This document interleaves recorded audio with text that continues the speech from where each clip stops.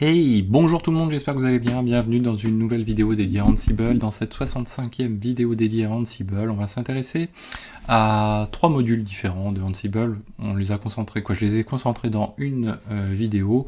Il s'agit du module Partid, LVM et File System. Donc vous en doutez, le but c'est d'interagir entre eux en partant des partitions jusqu'au File System pour pouvoir adapter éventuellement un nouveau disque, etc. Enfin, il y a beaucoup de choses possibles. Là, on va juste faire en sorte de partir d'une VM, lui ajouter un disque et faire en sorte que ce disque soit disponible au niveau du système.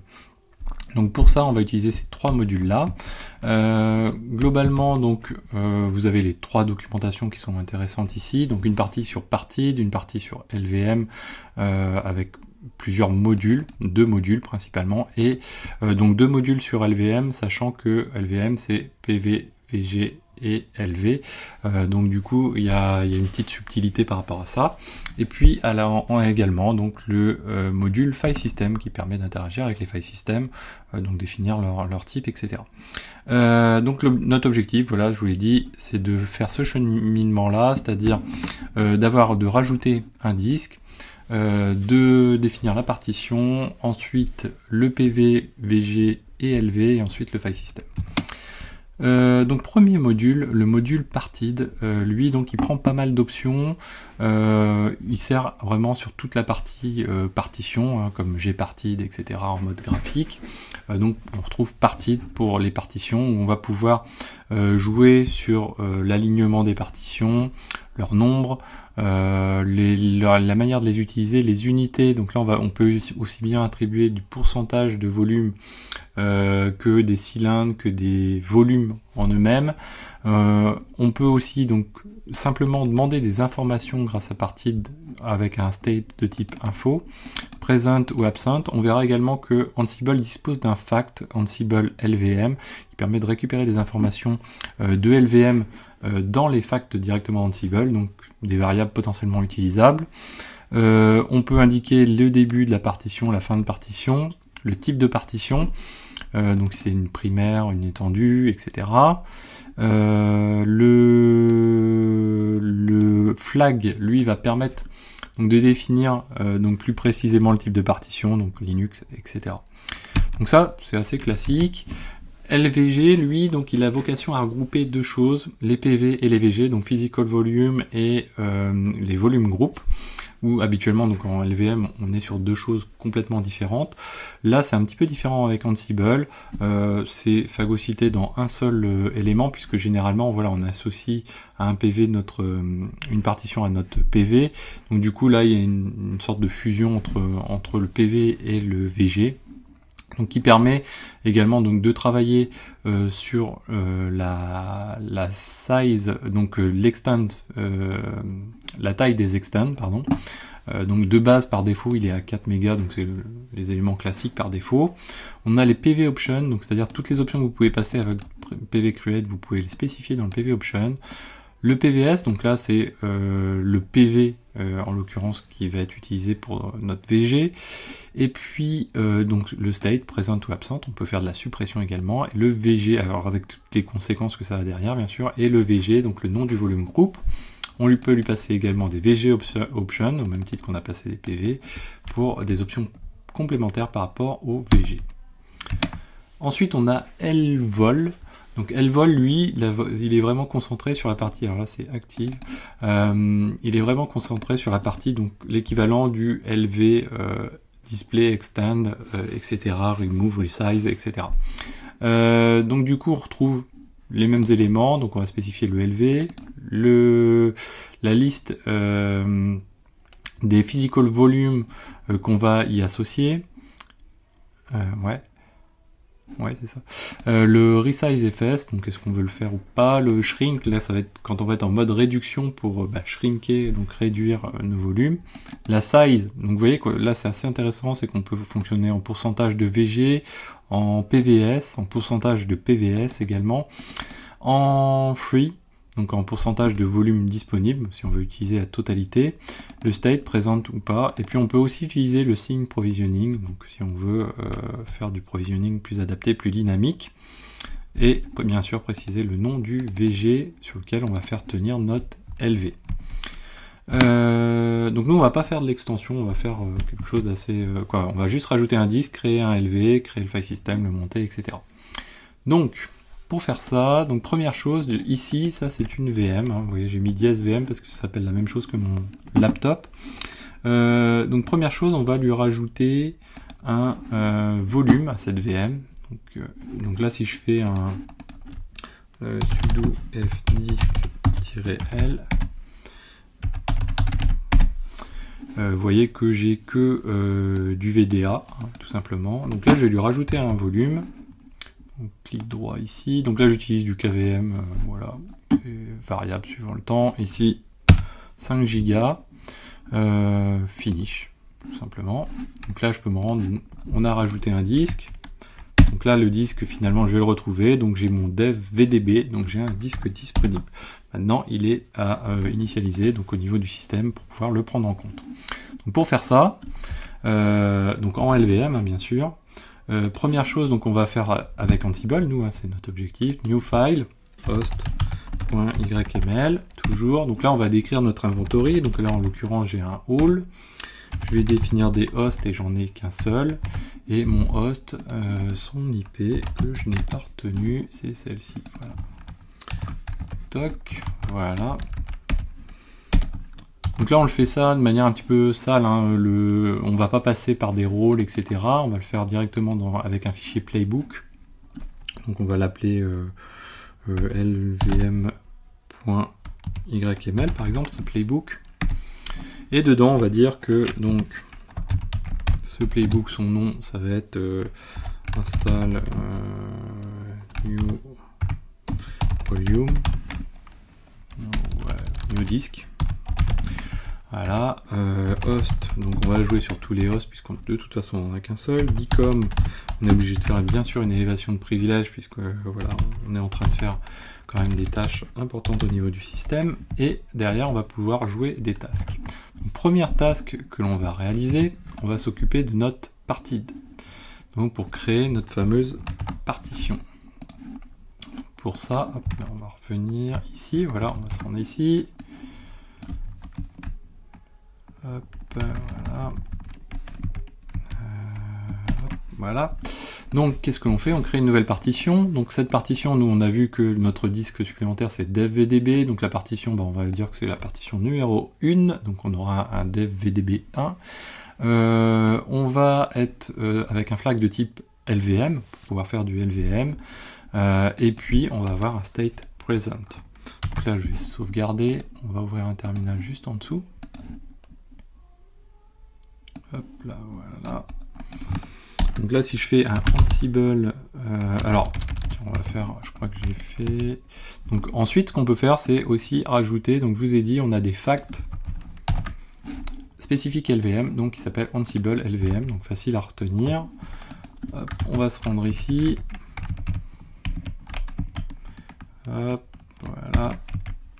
Et donc, ça va nous permettre de voir si on a bien rajouté notre partition, donc Ansible playbook-i, donc on a dit host.yml-u petit k et grand K. Et là du coup, donc là on est toujours en mode mot de passe, hein, c'est pas forcément, quoi, c'est pas du tout le meilleur même, c'est pas le meilleur du tout, le mieux c'est la clé SSH, mais voilà. Donc là on a le même password. Et donc si je lance ceci, qu'est-ce qui s'est passé? Donc il a fait le nécessaire, hein, vous voyez qu'il a créé la nouvelle partition. Et ici, alors on doit la retrouver... non, pour l'instant là, donc notre fact il porte que sur LVM, donc pour l'instant on ne le voit pas. Par contre si je refais un fdisk-l, vous voyez que cette fois-ci, j'ai bien donc mon disque avec ma partition VDB1 qui a été créée, elle fait 5 Go, elle est de type LVM Linux, donc 8E. Et voilà, donc il s'est débrouillé pour faire les secteurs qui vont bien, etc. Donc ça c'est cool. Derrière, si je fais un sudo pv display et si je fais un sudo vg display, pour l'instant donc on n'a pas intégré de nouveaux PV et de nouveaux VG, hein, n'est-ce pas?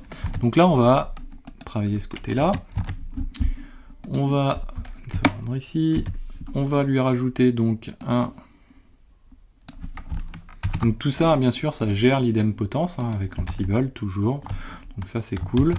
On va donc travailler cette fois-ci avec, on a dit, le module LVG qui fait à la fois les PV et les VG. Donc il va s'occuper d'intégrer un PV qui va s'appeler VDB1 et un VG, donc Xavki. Donc on va faire ça. Ubuntu, toc, toc, donc c'est parti. Donc là il vient de faire le nécessaire. Alors j'aurais pu mettre l'output, du coup le mettre ici, bon c'est pas grave, on le remettra à la fin, tiens, l'output. Donc là si je refais la même chose, j'ai bien un VG supplémentaire qui a été créé, Xavki, et un PV supplémentaire qui a été créé, vous voyez ici, qu'on le retrouve ici, et qui s'appelle devvdb1. Parfait. On va continuer. Donc maintenant, on va s'intéresser au LV. Donc on va créer un LV qui s'appelle Xavki, qui va être porté par le VG Xavki, et on va dire qu'on prend 100% du VG qu'on va attribuer à ce LV. Donc, hop,